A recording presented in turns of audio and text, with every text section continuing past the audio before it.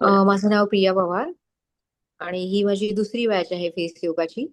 पहिली बॅच जेव्हा घेतली होती तेव्हाच मला बराच फरक जाणवला होता आणि मी मॅडमना रिटर्न मध्ये त्याचा रिप्लाय पण केला होता की चेहऱ्यावरती बराच ग्लो आलेला आणि डलनेस जो होता, आता एज ओव्हर 40 झालेलं आहे, त्यामुळे अचानक असे चेहऱ्यामध्ये बदल दिसायला लागले होते की डोळ्याखाली डार्क सर्कल्स यायला लागलेत किंवा थोडा चेहरा खेचल्यासारखा वाटायला लागलाय, असं वाटायला लागलं होतं.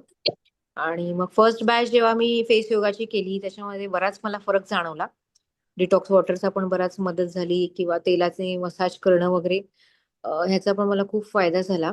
आणि त्यामुळे मग डिसाईड केलं, म्हणजे तेव्हा सुद्धा पहिल्या ह्याच्यात थोडासा आपले डेलीचे काही प्रॉब्लेम्स असतात वगैरे म्हणून तेव्हा पण थोडासा 2-3 दिवसांचा गॅप झालेला.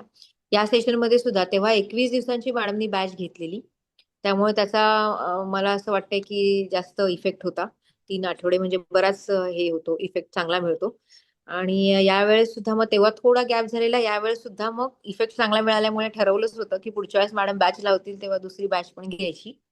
आणि या बॅचचे सुद्धा ऍज युजल खूप छान मॅडमच्या मार्गदर्शनाखाली इफेक्ट मिळाले. कालचं जे स्क्रबिंग वगैरे आणि हे झालं ते तर अतिशय, म्हणजे दुसऱ्या दिवशी सकाळी मी उठले जेव्हा आज, तेव्हा मला असं वाटलं अरे हे माझा चेहरा आहे का, एवढा तो ग्लो करत होता. Thank you so much. त्यामुळे त्याची सुद्धा पुढच्या बॅचची सुद्धा इन्क्वायरी माझी मॅडम कडून करून झालेली आहे, मॅडमकडनं मॅडमनी रिप्लाय दिलेला आहे.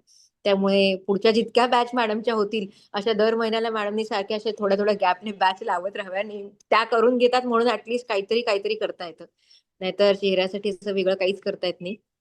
पण मॅडमना एकच रिक्वेस्ट असेल की अशा बॅच दर महिन्याच्या लावत जा, म्हणजे दर बॅच मध्ये ऍडमिशन कन्फर्म. भले थोडासा गॅप मध्ये 2-3 4 दिवस असा होत असेल, पण ठीक आहे, ऍटलीस्ट प्रयत्न तरी करत राहू आम्ही की अटेंड करू. आणि अशीच तुमची साथ आम्हाला मिळत राहावी. Thank you so much.